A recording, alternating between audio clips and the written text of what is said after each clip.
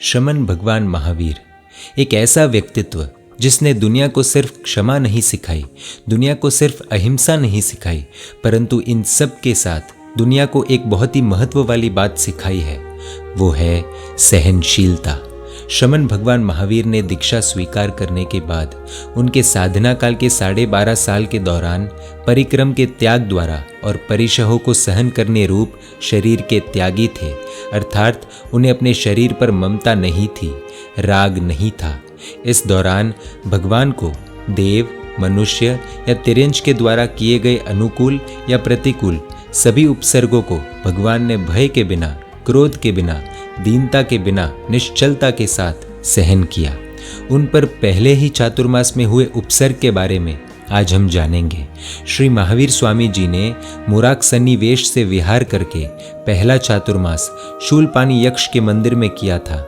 यह यक्ष के बारे में हमें जानने जैसा है। यह यक्ष पूर्व में धनदेव नाम के व्यापारी के बैल के रूप में था। एक बार धनदेव के 500 बैलगाड़ियों को नदी में से उतारने के वक्त वे कीचड़ के अंदर चली गई। यह बैल बहुत ही बलवान और उत्साही था। उसने खुद के मालिक की कृतज्ञता हृदय में रखी थी। एक पशु को भी कृतज्ञता होती है, और आज के मानव के साथ तुलना करें तो शायद हम बैल कहलाने के लायक भी नहीं रहे। इस हद तक हम मानवों की सोच पहुंच गई है। लेकिन उस बैल ने बैलगाड़ी से जुड़कर एक के बाद एक 500 गाड़ी कीचड़ में से बाहर निकाल दी थी, परंतु हद पार के श्रम के कारण से बैल के जॉइंट्स टूट गए थे। परिणाम स्वरूप वह अशक्त हो गया।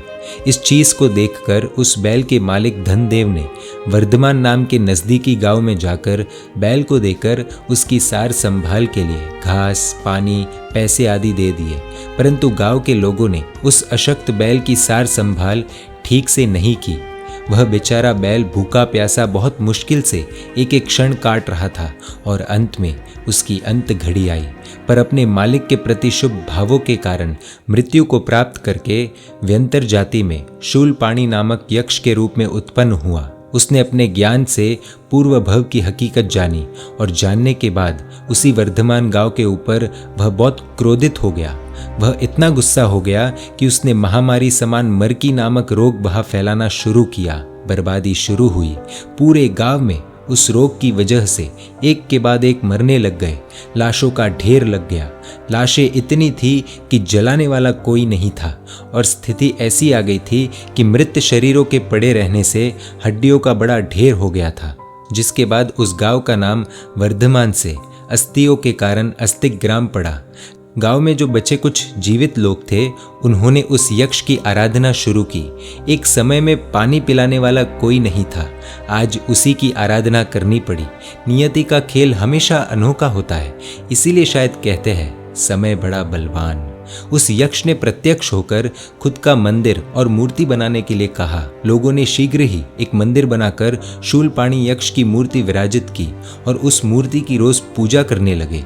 अब भगवान महावीर स्वामी उसके पूर्व भव को जानकर, उसके अंदर रही हुई योग्यता को जानकर शूलपाणी यक्ष को प्रतिबोध करने के लिए उसी मंदिर में आए। लोगों ने कहा कि हे भगवान, यह दुष्ट देव उसके मंदिर में रहने वाले व्यक्ति को मार देता है, किसी को नहीं छोड़ता। चेतावनी दी, लेकिन भगवान तो आखिर भगवान होते हैं। लोगों के ना बोलने के बावजूद अपनी करुणा से प्रेरित होकर प्रभु वही एक रात एकाग्र चित्त से कायोत्सर्ग ध्यान में चले गए। उस दुष्ट यक्ष ने प्रभु की साधना को भंग करने के लिए, परेशान करने के लिए क्रोधावेश में आकर भूमि को फाड़ दे इतनी जोर से हास्य किया। उसके बाद एक के बाद एक हाथी, सांप, भूत पिशाच आदि का रूप धारण करके असहनीय उपसर्ग किए, लेकिन प्रभु पर्वत की तरह निश्चल रहे। उसने अटल ऐसे प्रभु के मस्तक, कान, नाक, नेत्र, दांत, पीठ और नाखून जैसे 7 कोमल अंगों में ऐसी वेदना दी कि यदि कोई सामान्य व्यक्ति, यदि हमारे जैसा कोई व्यक्ति होता और उसको अगर इसकी 1% भी वेदना हो जाए तो शायद उसे अपनी जान गंवानी पड़ जाए। इतनी भयंकर वेदना। इतना करने के बाद भी प्रभु ध्यान में मस्त रहकर अपनी साधना करते रहे। एक हद हर एक व्यक्ति की होती है, एक हद हर एक व्यक्ति की आती है जब वो हार मान लेता है। इस यक्ष ने भी आखिर महावीर स्वामी की जबरदस्त साधना के आगे हार मान ली और अंत में वो प्रतिबोध हो गया। आश्चर्य वाली बात यह है कि बिना एक शब्द बोले भी प्रभु महावीर ने उस यक्ष को प्रतिबोध कर लिया। इतनी शक्ति थी प्रभु महावीर में।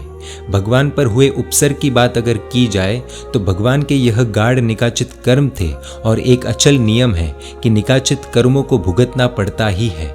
इसीलिए इंद्र के द्वारा स्थापित किया गया देव सिद्धार्थ उसी वक्त जब प्रभु पर उपसर्ग हो रहे थे तब वह किसी और जगह चला गया था, और जब सब कुछ पूरा हो गया था तब वह लौटा था। सिद्धार्थ देव ने आकर शूलपाणि को उपालंब दिया, अर्थात डांट दिया, तूने इंद्र को भी पूज्य ऐसे भगवान की आशातना की है।